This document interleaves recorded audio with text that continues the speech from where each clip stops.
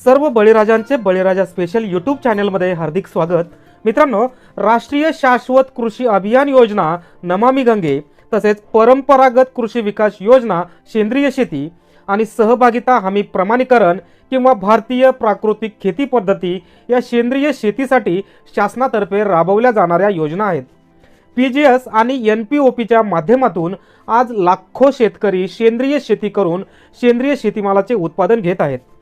सन 2021-22 या आर्थिक वर्षामध्ये एनपीओपीच्या माध्यमातून जगभरातील 69 देशांमध्ये 696.71 कोटी रुपयांचा सेंद्रिय शेतीमालाची निर्यात झालेली आहे।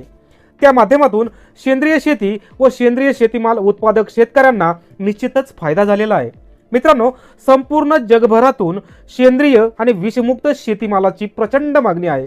या अनुषंगाने सेंद्रिय शेती काळाची गरज, सेंद्रिय शेती उत्पादनांची वाढ कशी करावी व सेंद्रिय शेतीसाठी शासकीय योजना यांची सखोल माहिती आपण घेत आहोत। राज्य सल्लागार समिती सदस्य सेंद्रिय शेती धोरण व विपणन महाराष्ट्र शासन, राष्ट्रीय अध्यक्ष रोमी पिंडियाचे माननीय श्री डॉक्टर प्रशांत बबनराव नाईकवाडी सर यांच्याकडून।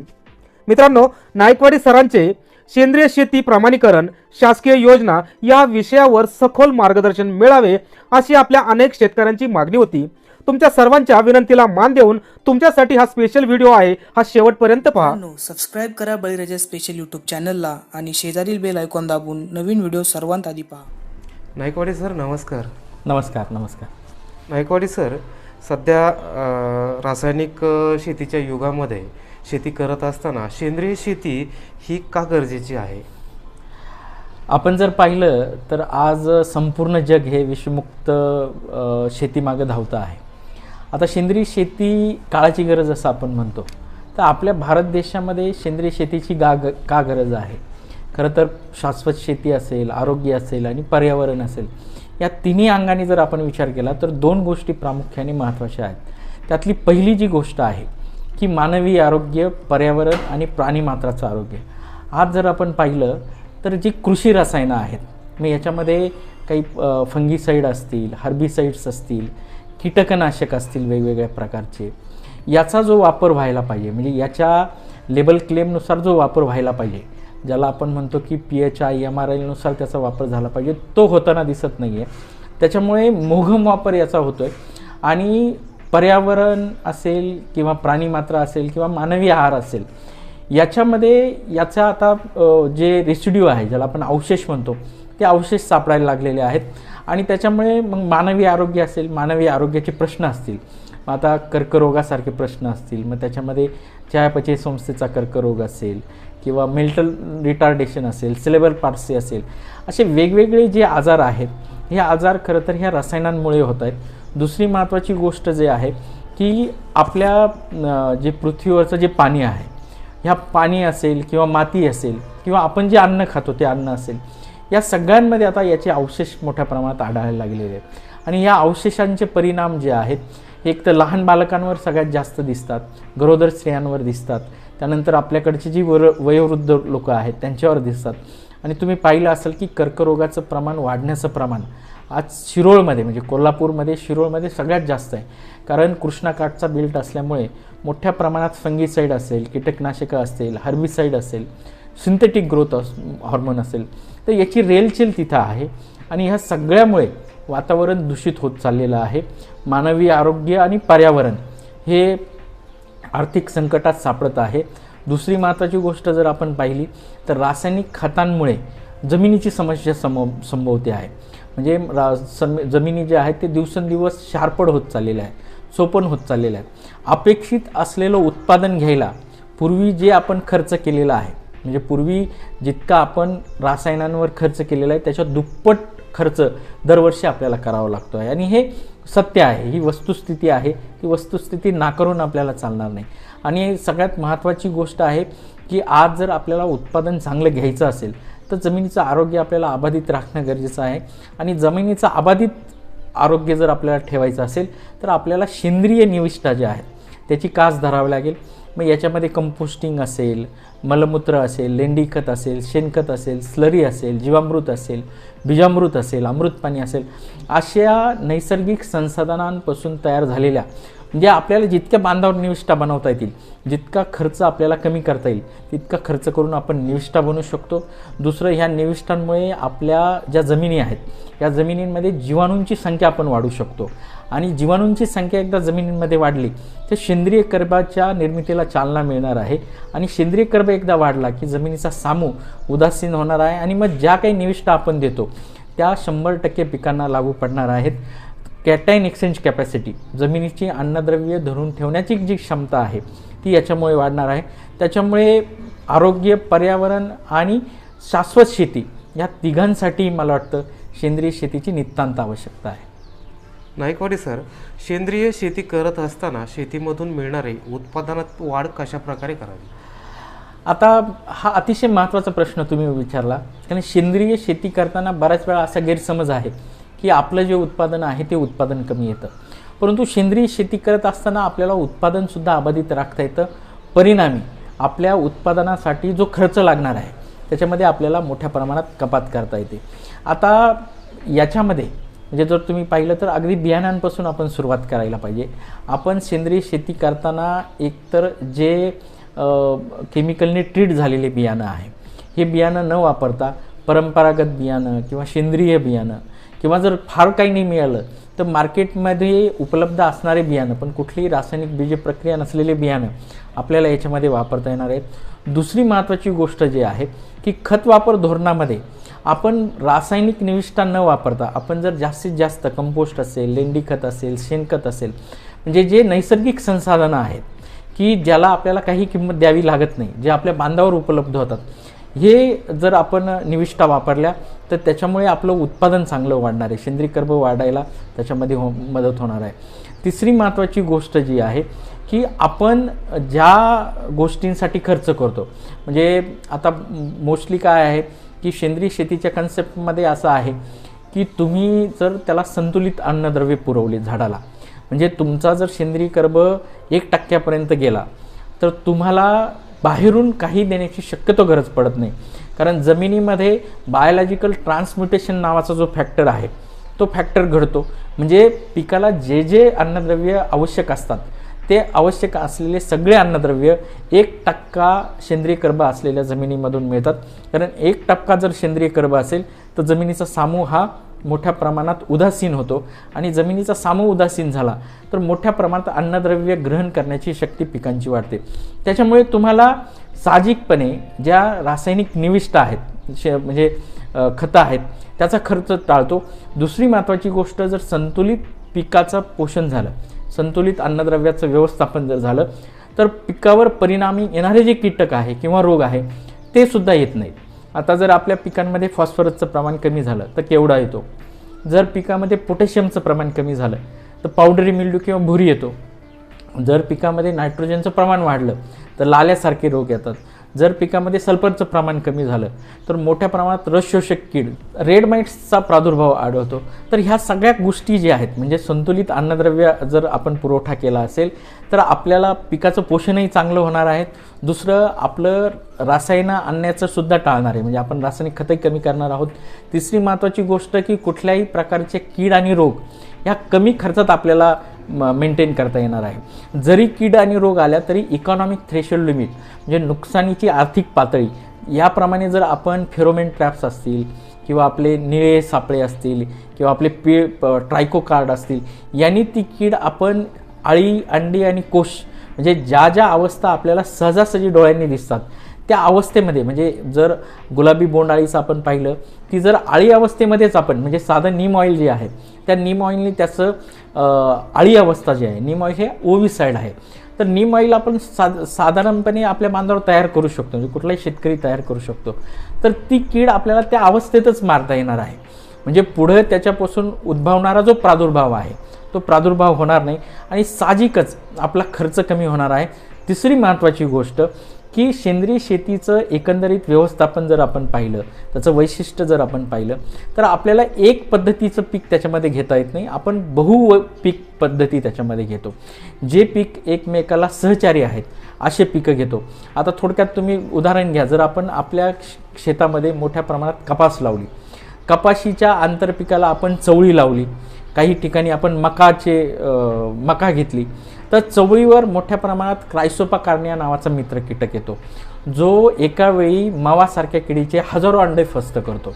जर आपल्या कपाशीमध्ये चवळीबरोबर जर मका आपला आंतरपीक असेल तर मक्यावर लेडी बर्ड बिटल येतो, जो रसशोषक किडी आहे, जसं तुडतुडे असेल, पांढरी मासे असेल किंवा मावा असेल, यांची छोटी छोटी पिल्लं एका वेळी 50-50, 60-60 पिल्लं तो खाऊन घेतो. अशा प्रकारे आपल्याला रसशोषक किडींचं नियंत्रण मित्र पक्ष्यांच्या द्वारे आपल्याला करता येणार आहे. दुसरी महत्त्वाची गोष्ट, जर आपल्या उभ्या पिकांमध्ये सनफ्लावरसारखं म्हणजे सूर्यफुलासारखे जर आपण पिकं आंतरपिकं म्हणून लावले तर मधमाशी मोठ्या प्रमाणात येणार आहे. त्याच्यामुळे परागीभवन जे आहे ते परागीभवन मोठ्या प्रमाणात होणार आहे आणि फुलाचं रूपांतर फळामध्ये व्हायला मोठ्या प्रमाणात आपल्याला संधी प्राप्त होणार आहे. तिसरी महत्त्वाची गोष्ट, ह्या आपल्या मुख्य पिकाबरोबर द्विदल वर्गीय वनस्पतींचा जर समावेश केला तर जो नत्र आपल्याला युरियाच्या स्वरूपात द्यावा लागतो तो आपल्याला रायझोबियम नावाचा जीवाणू जो आहे ह्या द्विदल वर्गीय वनस्पतींच्या मुळावर तो गाठींद्वारे निर्माण करतो. मग त्यामुळे आपल्याला नत्र द्यायची गरज नाही आहे. जर आपण उभ्या पिकामध्ये बेवड क्रॉप असेल म्हणजे पिकाच्या आधी किंवा उभ्या पिकामध्ये आंतरपीक म्हणून जर आपण हिरवळीचे पिके घेतले, ध्यानचा असेल, चवळी असेल आणि ते फुलरत आल्यावर जर गाडले तर त्याच्यापासून सेंद्रिय कर्ब, नायट्रोजन, फॉस्फरस, पोटॅश आणि इतर सूक्ष्म अन्नद्रव्य आपल्याला मोठ्या प्रमाणात मिळणार आहे. जर हे सगळ्याचं आपण कॅल्क्युलेशन केलं तर आपला उत्पादन खर्च जो आहे हा उत्पादन खर्च परिणामी अतिशय कमी होणार आहे आणि येणारं उत्पादन आपल्याला सकस मिळणार आहे. त्याच्यामध्ये जर आपण आपल्या शेताचं सेंद्रिय शेतीचं प्रमाणीकरण केलं, national programme for organic production NPOP म्हणजे सेंद्रिय शेतीचा राष्ट्रीय कार्यक्रम किंवा सहभागिता हमी प्रमाणीकरण योजना, पार्टिसिपेटरी गॅरंटी सिस्टीम ज्याला PGS सर्टिफिकेशन म्हणतो, जर आपल्याला आपल्या मालाची निर्यात करायची असेल सेंद्रिय शेतीच्या मालाची तर आपल्याला NPOP सर्टिफिकेट गरजेचं आहे. जर आपल्याला आपला माल स्थानिक बाजारपेठेत विकायचा असेल तर PGS सर्टिफिकेट गरजेचं आहे. हे सर्टिफिकेशन जर आपण केलं तर आपल्याला प्रीमियम प्राईस मार्केटमध्ये मिळणार आहे. म्हणजे आपला उत्पादन खर्च कमी होणार आहे, आपल्याला लागणाऱ्या ज्या निविष्ट आहेत त्या परिणामी कमी लागणार आहेत, आपण आरोग्याचं, पर्यावरणाचं रक्षण करणार आहोत, शेतीमध्ये शाश्वतता आपण आणणार आहोत आणि सगळ्यात महत्त्वाची गोष्ट, आपलं प्रोडक्ट जे आपण मार्केटमध्ये विकणार आहे, साधारणतः आपण गुळाचं पाहिलं तर आपला रासायनिक जो गुळ आहे तो 30-35 रुपये किलो विकला जातो. तोच जर सेंद्रिय प्रमाणित गुळ असेल तर किमान 75 रुपये किलो तो विकला जातो. अशा पद्धतीने आपल्याला सेंद्रिय शेतीमध्ये उत्पादन वाढायला अतिशय चांगला स्कोप आहे आणि निश्चित सेंद्रिय शेतीमध्ये उत्पादन वाढवता येऊ शकतं आणि सेंद्रिय शेतीच्या माध्यमातून आपल्याला शाश्वतता उत्पादनात आणता येते. नायकवाडी सर, सेंद्रिय शेतीच्या वाढीसाठी महाराष्ट्र शासनातर्फे कोणकोणत्या योजना आहेत? आज जर आपण पाहिलं तर साधारणतः 2014 पासून म्हणजे महाराष्ट्राबरोबर संपूर्ण देशामध्ये राष्ट्रीय शाश्वत कृषी अभियान आहे. हे राष्ट्रीय शाश्वत कृषी अभियान नमामि गंगे योजनेअंतर्गत राबवलं गेलं आणि त्या राष्ट्रीय शाश्वत कृषी अभियानातर्फे परंपरागत कृषी विकास योजना सेंद्रिय शेती हा पंतप्रधानांनी मोठ्या प्रमाणात उत्तेजित केलेला कार्यक्रम आहे, जो महाराष्ट्र राज्यात 2014 पासून राबवला जातो. आणि या प्रोग्रॅम अंतर्गत आपण जर पाहिलं तर आज लाखो हेक्टर जमीन जी आहे ती लाखो हेक्टर जमीन शेतीच्या सेंद्रिय शेतीच्या प्रमाणीकरणाखाली पार्टिसिपेटरी गॅरंटी सिस्टीम ज्याला आपण सहभागिता हमी प्रमाणीकरण योजना म्हणतो, ही प्रमाणीकरण योजना महाराष्ट्र राज्यामध्ये आज 2 योजनेद्वारे राबवली जाते. एक तर परंपरागत कृषी विकास योजना सेंद्रिय शेती. आता हीच योजना भारतीय प्राकृतिक खेती पद्धती नावाच्या योजनेमध्ये विलीन झालेली आहे आणि आज जर आपण पाहिलं तर महाराष्ट्र राज्यामध्ये 71,341 फार्मर आज ह्या योजनेमध्ये प्रमाणित आहेत. आपण एकंदरीत आकडेवारी जर पाहिली म्हणजे PGSची जर आपण आकडेवारी पाहिली तर ह्या 71,341 फार्मर्सचा मिळून टोटल 43,432.72 हेक्टर क्षेत्र आज सेंद्रिय शेतीच्या प्रमाणीकरणाखाली आहे, जे PGSमध्ये आहे. आणि ह्या सगळ्याचा एकंदरीत जर आपण उत्पादनाचा विचार केला तर जवळपास 5,60,940.58 मेट्रिक टन इतकं उत्पादन PGS participatory guarantee system under जे प्रमाणीकरण आहे त्याच्या अंतर्गत आज महाराष्ट्र राज्यामध्ये आलेलं आहे. आणि आपण जर NPOPचा विचार केला, national programme for organic production, तर आज आपण जर पाहिलं तर महाराष्ट्र राज्यामध्ये 11,33,570.30 हेक्टर इतकं क्षेत्र जे आहे ते सेंद्रिय शेतीच्या प्रमाणीकरणाखाली आहे. आणि ह्या सगळ्याचं जर प्रोडक्शन आपण पाहिलं तर 6,91,419.72 हेक्टर इतकं क्षेत्र जे आहे ते NPOPद्वारे सेंद्रिय शेतीच्या प्रमाणीकरणाखाली आहे. आणि या सगळ्याचा जो आपण पाहिलं म्हणजे NPOP हा कार्यक्रम निर्यातीसाठी आहे. तर 21-22ची आपण जर निर्यात पाहिली तर 696.71 करोड रुपये इतकी निर्यात आपण केलेली आहे. आणि जवळपास 69 देशांमध्ये आपण निर्यात केलेली आहे. आणि आज जर आपण पाहिलं तर NPOP जो हा कार्यक्रम आहे हा मिनिस्ट्री ऑफ कॉमर्सच्या अंडर राबवला जातो आहे. ज्या शेतकऱ्यांना त्यांचा माल सेंद्रिय शेतीचा माल निर्यात करायचा आहे असे शेतकरी NPOPच्या अंतर्गत प्रमाणीकरण करून घेतात. आणि महाराष्ट्र राज्यामध्ये जी योजना राबवली जाते आता भारतीय प्राकृतिक खेती पद्धती, तर याच्यामध्ये नैसर्गिक शेती, सेंद्रिय शेती या दोघांच्याही प्रमाणीकरणासाठी आता पार्टिसिपेटरी गॅरंटी सिस्टीम नावाची योजना राबवली जाते.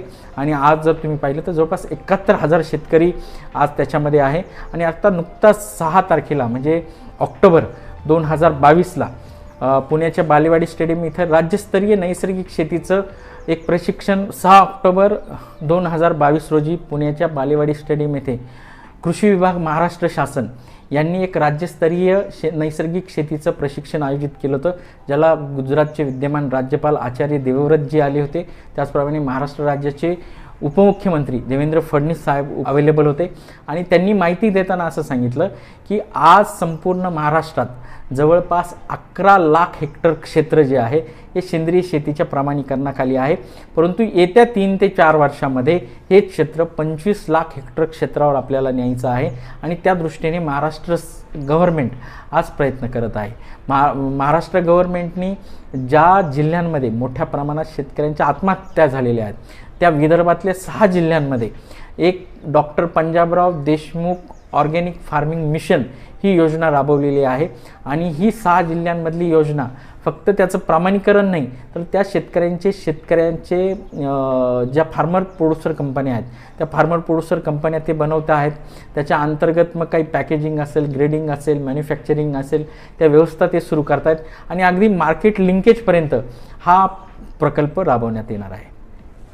आधुनिक शेती, शेतीपूरक व्यवसाय, नवीन तंत्रज्ञान, शेतकऱ्यांच्या यशोगाथा, फुलशेती, फळशेती, वनशेती, भाजीपाला पिके, वेलवर्गीय पिके, तरकारी पिके, दूध व्यवसाय, प्रक्रिया उद्योग, खते, औषधे, बी बियाणे, कृषी क्षेत्रातील तज्ज्ञांचे मार्गदर्शन असे दर्जेदार व माहितीने परिपूर्ण असलेले नवनवीन व्हिडिओ पाहण्यासाठी आमच्या बळीराजा स्पेशल यूट्यूब चॅनेलला आत्ताच सबस्क्राईब करा व शेजारील बेल आयकॉन नोटिफिकेशन चालू करा. धन्यवाद शेतकरी मित्रांनो, धन्यवाद.